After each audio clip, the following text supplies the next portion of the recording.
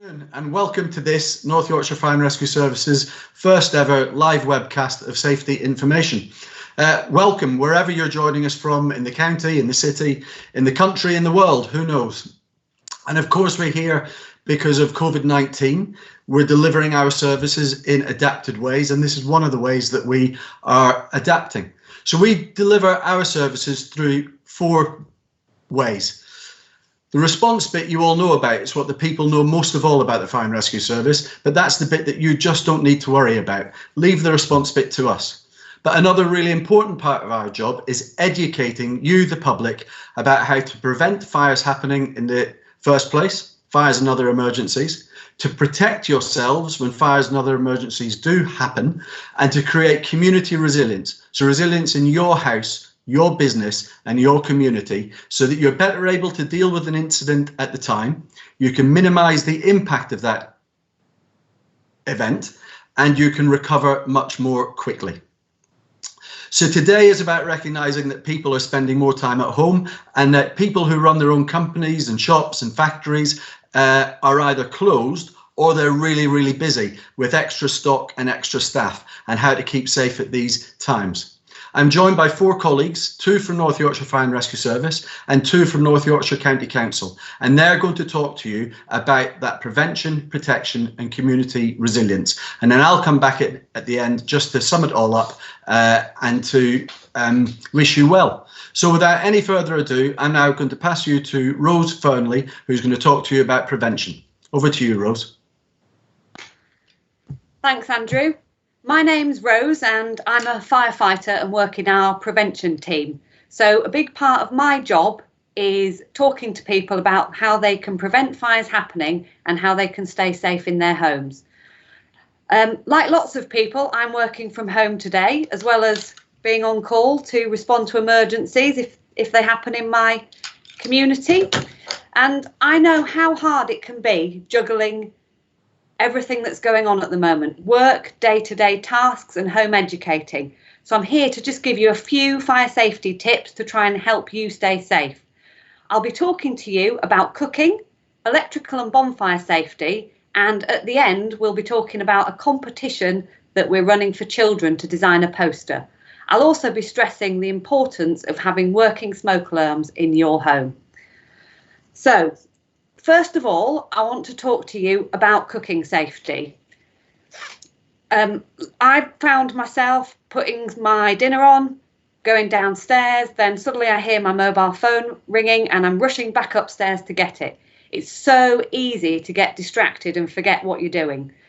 Everyone's juggling lots of different things, so I just remind you that if you have left cooking on, turn off the hob and make sure that you don't have an accident. It might just be some burnt toast, but doing my job, I know that sometimes accidents do happen. If you've put something in the oven and you're cooking, maybe think about setting a timer on your phone, or you could use a normal timer, something like this, just to remind you so you don't get lost and forget what you've done. So the other we have quite a lot of fires that start in kitchens, and some of those happen because of things that have been left on the hobs. So people come in, they leave their cooking on top of the hob or something else, and a ring gets knocked on or left on. This can result in a fire, obviously. So make sure that you keep your cooker clear. Also make sure you keep it clean, because you could end up with a build-up of grease or fat, which can also start a fire. A lot of fires are also from deep fat frying, and with restaurants and pubs closed now, people are doing a lot more cooking, and they might be hoping that they can recreate their favourite takeaway dish at home. If you are, just think about whether you could use oven chips instead of a deep fat fryer or a chip pan. If you are going to fry something, then there's loads of tips about how you can do that safely on our website. So the next thing that I want to speak to you about is electrical safety. With a lot of us working at home, I've found that there's maybe two of you working at home, children trying to do their homework, and there doesn't seem to be enough space for everyone to work or enough plug sockets to plug everything in. Just make sure that you're not overloading plug sockets whilst you're doing that. Make sure that if you're using chargers, they're genuine, and make sure that you don't leave things charging overnight or on soft furniture like beds or sofas. They can easily overheat in those circumstances. Have a quick look before night, go round, check everything's off, and especially in children's bedrooms. Like you might be using, like me, you might be using a laptop to work at home. If you are, they're not actually designed to work on laps. If you have them on soft furnishing, laps or cushions, they can overheat because they can't circulate air properly to cool themselves down. Make sure that you use those on a hard surface. Check any cables and leads to make sure they haven't got any damage. If you do think something's faulty, it gets hot or you can smell smoke, make sure that you switch it off at the plug and don't use it again. Now's also a really good time to think about registering your appliances. So we'll have details at the end of this about our website, and you can go onto our website and find a link to the Register My Appliance website. There you can register any appliances that you already own, and you will find out whether any of those have got safety recalls and should be replaced or repaired. It's a good time to do that, so look at our website at the end of this broadcast. I suppose the next thing I want to talk about to you two is the smoke alarms, which is one of the most important things. Smoke alarms are essential, and hardware shops are allowed to stay open at present. Make sure that you do have working smoke alarms. They do save lives, and if you do one thing after watching this broadcast, I would ask you to check that you have got working smoke alarms and to test them. You can test them by pressing the big button on the front. If you can't reach to get up to them, you can do that with a stick or with a broom handle. You should test them at least once a month to make sure that they're working, and you should have at least one alarm on every level of your home.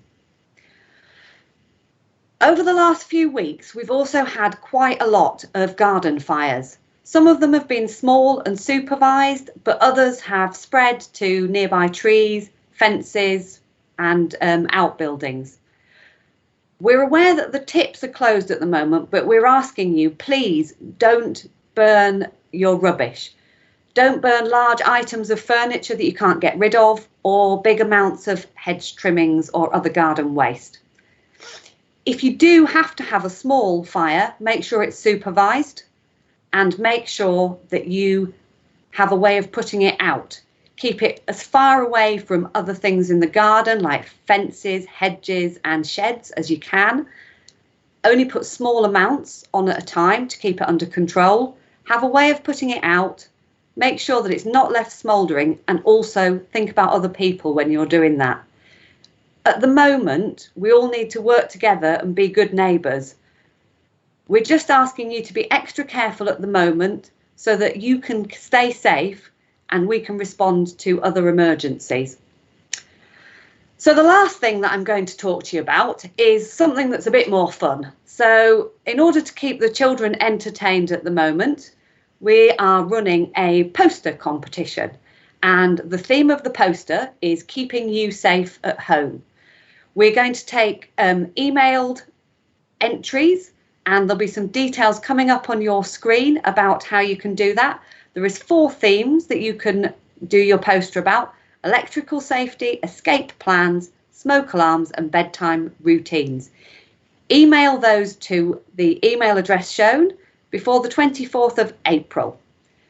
We're also always really pleased to receive photos, pictures and paintings that children have done of fire engines, firefighters or safety messages. That might be what you've created out of Lego, a picture that you've done or a poster that you've created. You could get somebody to tweet those to us, and just so if you tag us, we could like them, retweet them, and most importantly, you'll be putting a smile on our faces. All the details will be on our website, and those details will follow at the end of this broadcast. There'll also be details about how to follow us on social media. So we have Twitter and Facebook and things like that.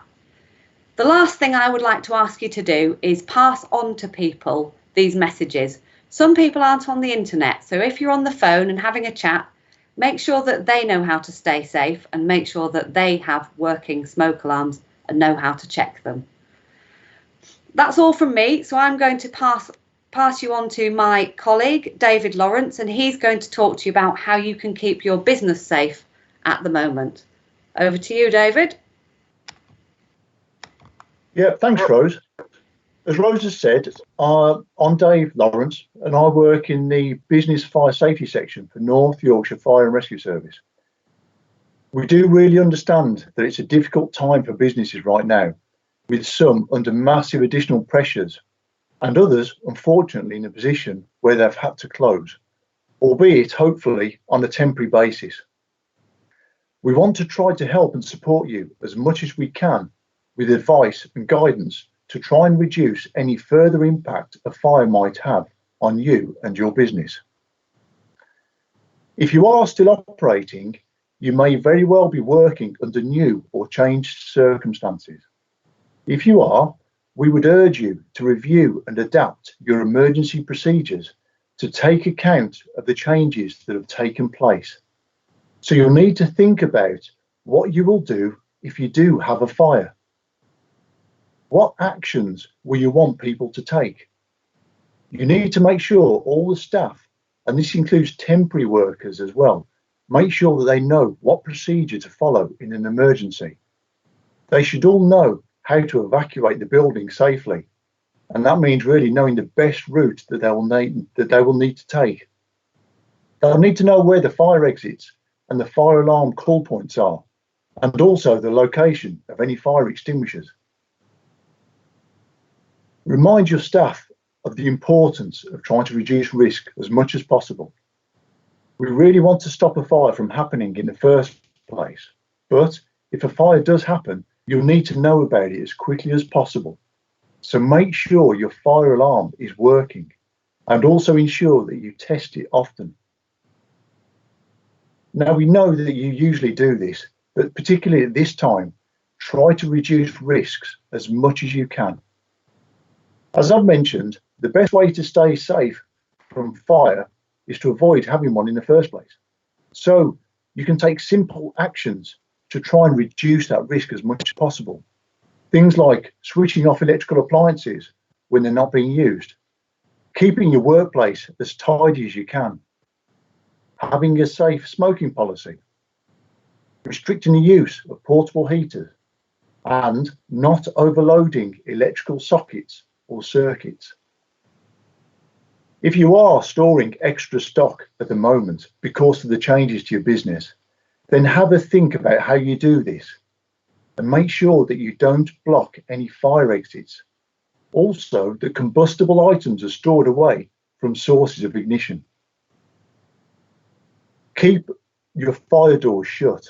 These are really important parts of the building as they stop fire and smoke spreading throughout the building. It reduces damage and will also allow valuable time to allow for evacuation. Also, make sure you review your fire risk assessment to reflect any of the changes that have taken place, and this really will help keep everyone safer from the risk of fire. It's more vital than ever now to try and protect your business, particularly if you are in that unfortunate position where you've had to shut as a result of coronavirus. Think about your security measures. Do you need to have an intruder alarm installed? What about external and internal lighting? Have you considered the option of getting extra staff for security? Also, have a think about access, and particularly any vulnerable access points to your building. Check that they're protected. Also, check your doors and windows to make sure that they're okay and that they're secure. If you are having to shut as a result of virus, then think about whether you need a plan for controlling your shutdown. Do you need to notify your insurers? Also, to safeguard your business, it's a really good idea if you can plan in routine inspections and visits of your building or site. Make sure you've got key holders nominated and that the details of the key holders are up to date. This is really important, particularly if your fire alarm is linked to an alarm receiving centre. Has all refuse and rubbish been removed from inside and outside of your building or site, including any skips? And finally, have all non-essential services been disconnected or isolated? If you can disconnect or turn off as much as possible, that will help to reduce the risk of a fire starting. As a service, we've got lots of advice and guidance available, so please don't feel that you can't contact us at this time. Our fire safety officers are still available to help you, and you can also ask a question through our website at northyorksfire.gov.uk. Thank you for listening, and I'll now hand over to Grace Laws from North Yorkshire County Council. Thank you. Thanks, Steve. Good afternoon, everybody. My name is Grace Laws, and I work in our Resilience and Emergencies team at North Yorkshire County Council. Part of my role is to support communities and households to develop a plan for an emergency if there was an incident in their local area. I also work with all agencies, including the Blue Light Services, across North Yorkshire to respond to major incidents such as floods or a pandemic. You can help and do your bit by reducing the demand on services by being prepared at home. With schools closed at the moment and kids off, this is a great time and a fun and important activity that you could do together as a family. Firstly, have you got a household plan? Would every member of the family know what to do if there was an emergency? For example, do you know where the stop taps are for your utilities? Have you got a key contacts list with people you may need to get in touch with, such as your children's school or the doctors, but also your utilities companies or your insurance department? Also, have you identified anybody in your household who could do a smoke alarm test weekly or monthly in your house? It's also a great idea to have a grab bag ready just in case you need to leave your house quickly in an emergency. Think about things that might be useful to you, such as a torch or a phone charger, some spare food or money. But also, think about who's in your family and what they might need if they were to be evacuated. If you've got children, what about some food or nappies, or some books, toys or games to entertain them? And if you've got pets, think about putting something in the bag for them too. Consider signing up to receive warnings with the Met Office for any weather warnings they issue. Or, if you live in a flood risk area, you can sign up with the Environment Agency to their flood warning service for if they issue any flood alerts or warnings. Did you know vulnerable people can register with the utility providers such as Yorkshire Water to their Priority Services scheme? And this will enable any vulnerable members in your family to receive extra support or care if there was a utility failure at their property. Communities are coming together in response to COVID-19 at the moment across the nation.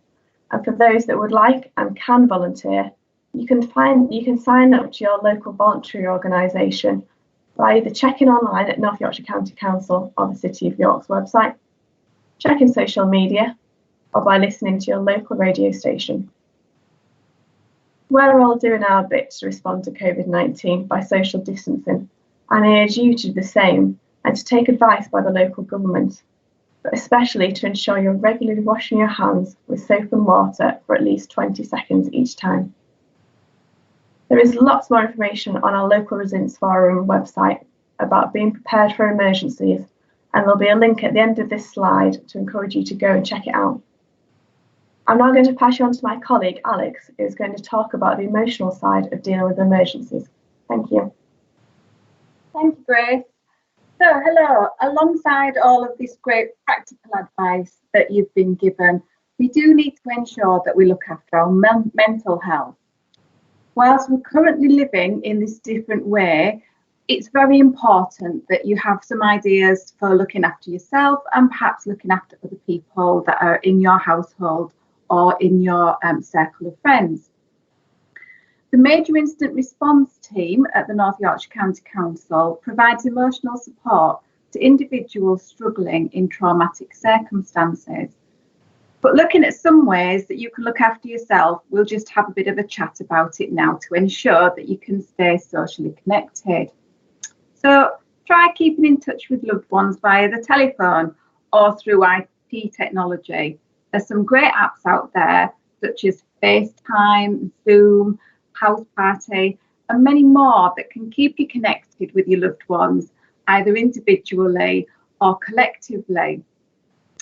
This is a time when we are finding we are reconnecting with those we may not ordinarily speak with on a regular basis. I don't know about you, but I've never spent so much time on the telephone or chatting with friends across FaceTime. Look after yourself and make sure you're eating well. Create some structure for yourself. Get up, get showered, get dressed. You might be quite tempted to have a pajama day, and that's okay, but just not every day. Set some time aside for self-care. That can look different for everyone. It might be listening to uplifting music. I've got a happy playlist on my music system, and when I want to feel good or I want to dance around the kitchen, that's what I put on. But it might be that you want to take up a new hobby, use this time to learn something new. Or you might want to spend some time on that hobby, but you just haven't found time to do it, because we've all got that little bit of time now. If you're not self-isolating, get some fresh air. Try going for a walk or a jog or even a bicycle ride. But please remember to observe the government's advice when outside, respecting the space of others you may come across. If you can't go out, perhaps an online activity that suits you. It could be a home yoga video, or even join Joe Wicks as the nation's PE teacher on YouTube. Just 15 minutes a day will really make a difference and make you feel so much better. We can help each other get through this by looking at our support networks. So what does support look like for you? Is it your families, your friends, maybe the local volunteer groups that have been set up in your area, and there will be one near you? But most importantly, please remember you are not alone. We are in this together and we will get through it together. So let's remember, stay connected, keep talking, stay healthy, keep moving, and stay supported, ask for help.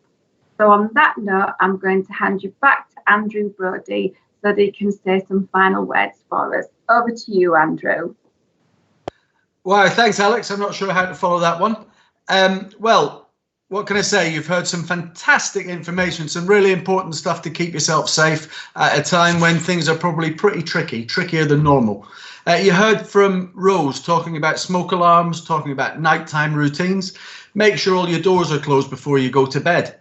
That staircase isn't really a staircase, it's your escape route to the front door to get out if there's a fire in one of the other rooms. The smoke might sneak out of the doors to set off the alarms, but the doors will hold the fire back for a good 20 or 30 minutes to give you time to get out and to call us out.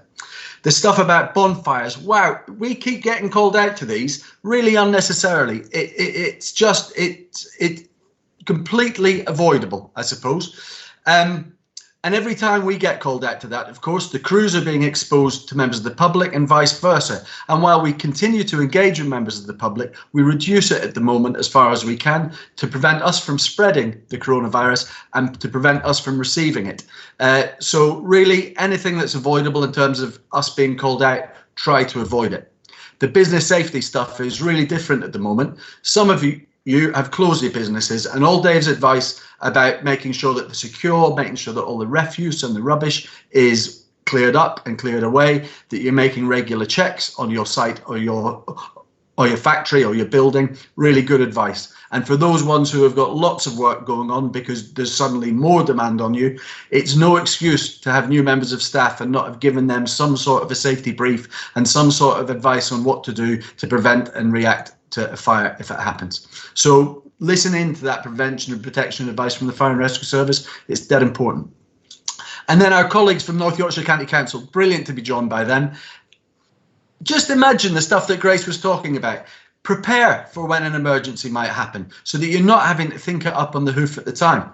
Just ask yourself, what would I need in an emergency if I suddenly had to leave the house? What would I struggle with? Who might I not be able to contact with? Prepare, have it in one place that you can pick it up, leave the house and get on with things. It will help you to reduce the impact of the event to an enormous extent and help you to recover from it much more quickly. And finally, from Alex, the advice about looking after yourself, looking after your family, your friends, your neighbours, your colleagues is just really important advice at any time, but maybe even more important at the moment. So look after yourself and look after each other, and be rest assured that we will be looking after you too. So somebody said that at the beginning I was a bit serious and that I should have smiled more. Well, I am going to smile now as I say thank you very, very much indeed for joining us. And thank you very much for listening to the advice. The best thing that you can do, though, is to act on that advice. This is a serious business and the advice is serious advice to help you keep safe. So please do that. Listen in and act on what you've heard. But other than that, we will leave you now to take care of yourselves, take care of your neighbours, your family, your loved ones, your friends, your colleagues, and keep safe. Follow the government advice and we will speak to you again soon. Thank you very much indeed for joining us. Bye-bye.